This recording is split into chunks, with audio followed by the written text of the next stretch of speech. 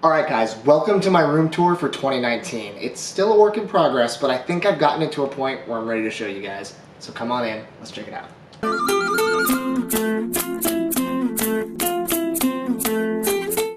Alright, here we are, the crux of the room. I finally have the Clearaudio and the Pioneer set up in this amazing wood cabinet. I can't wait to show you how good this thing is. Oh, and this is just a signed Kid Seaghost jacket by Kanye West. No big deal, we can move on. As you guys know, my Pioneer SX780, the beautiful workhorse that she is a thick receiver, and I was having a lot of trouble finding storage solutions that would fit it.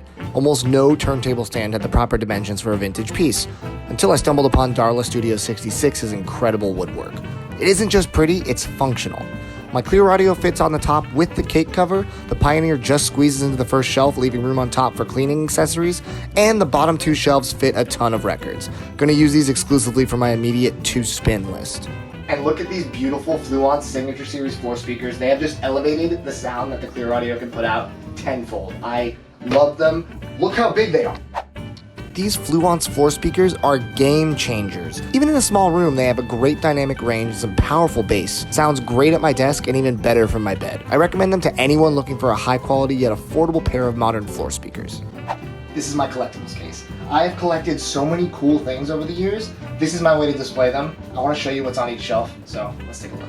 On top, I have the colorful and fun Mad Villain boxes. You'll see the goods below. These 3D printed Final Fantasy VII figures bring me so much joy whenever oh god, it's Sephiroth, look out! Shelf 1 has Toe Jam and Earl figures in the back, two staples of my childhood. In the front of that is a childish Gambino bust that was extremely limited run, showing off his This Is America era look. This little guy in the front is actually me. Oliver Jamie, who watches this channel, is an amazing artist, and he made a custom Funko of me holding Pearl Jam's Vitology, of course. The middle of this shelf sits the very limited Run the Jewel statue by Concrete Jungle. Finishing this shelf is an awesome Graduation Bear bobblehead with two other Kanye things behind him. A Little Ye 808s figure and a bootleg Kanye figure. Shelf 2 has some Trap Toys customs in the back. The Doll Slim mashup of Eminem and Street Fighter and the Action Hero Action Bronson. And in front are my dudes. These three Kid Robot MF Doom Mad Villain figures. Very difficult to track down, but I was eventually successful.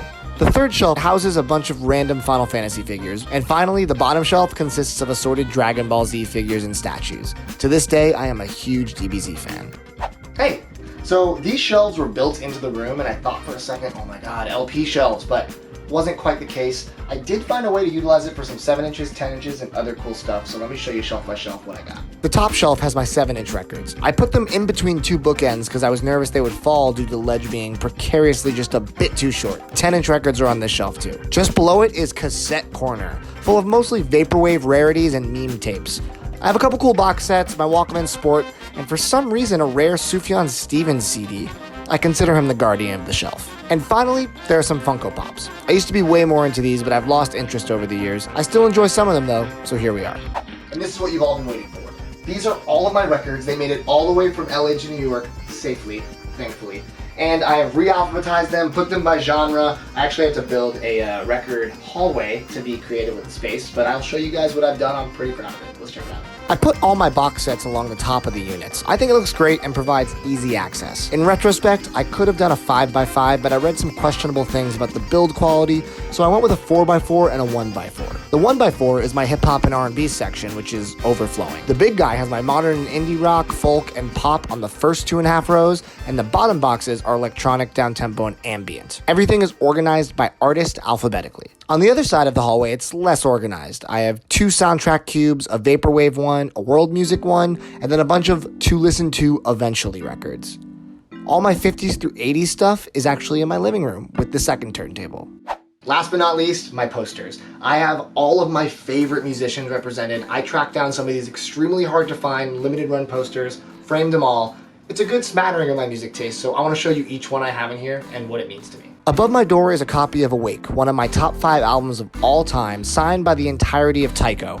This is the purple variant, which I thought looked coolest in the frame, but I also, of course, have the beige. I was fortunate enough to go to the Chris Cornell tribute show in Los Angeles, where legendary musicians such as the Foo Fighters, Metallica, and members of Audioslave, Temple of the Dog, and Soundgarden paid a 5-hour tribute to the glory that is Chris Cornell's career. An extremely memorable night, Chris watches over me from up high. This is a piece by Dan Mumford, one of my favorite artists. It depicts a scene inspired by my favorite episode of Rick and Morty, Lawnmower Dog. The colors are stunning. He also did a Final Fantasy VII print that I'm hoping to track down one day. Elvi is the supergroup of Matt from The National and Brent from Menomina, and I got to see them play at my favorite venue in LA, the Troubadour. I got this awesome Blade Runner inspired poster, and Brent signed it after the show. This was a poster I got at the Temple of the Dog show at the Forum in LA, not long before Chris passed away. This was my only time getting to see him perform live, and it was one of the greatest shows I've ever seen. I was sadly not at this Pearl Jam show in Copenhagen in 2012, but how cool is this poster? Todd McFarlane designed it, obviously, as Spawn battles some sort of tentacled creature with the band name in Spawn font on top. The colors on this one are majestic. This is a beautiful poster designed by Matt Lunig entitled Immortality, inspired by the Seattle grunge scene. This lonely skeleton could be any of the front men from that era, and the beautiful foil finish made this a piece I had to pick up. This Kanye poster, done by Miles Sang for the Nashville date of the Yeezus tour, was the hardest poster I ever had to track down. Eventually, I found one, and it's so incredible in person. The little details like Kendrick's head and the graduation bear poke through the smoke and the flames, and it has glow-in-the-dark ink. When it glows, you can see Kanye's face behind the mask. It's incredible. Roger Waters put on the best show I've ever seen at Desert Trip, where he played the majority of Pink Floyd's discography from their big run of albums in the 70s. This picture, done by Angry Blue, fuses all of those albums into one cohesive image, and I absolutely adore it. Another one where the colors are just breathtaking. And finally, another Miles Sang poster, this time Childish Gambino. I love the gritty depiction, and the glitzy and glam decor around him pops even more because of the rainbow foil. I remember grabbing this at the drop and it's selling out almost instantly. Very lucky to have it. All right, that is my room tour for 2019. I hope you guys liked it. This is gonna be the new layout for all my videos when it comes to framing, so I hope you guys enjoy it. Leave me a comment and let me know what your favorite thing in my room is, or if you have any suggestions for layout, I am all ears. There's a lot of new videos coming soon, including a new series starting next week that's gonna take us all the way through the end of the year. Make sure you're subscribed to Toonie Records so you don't miss out on any videos I put out. Thank you for watching, guys. Take it easy.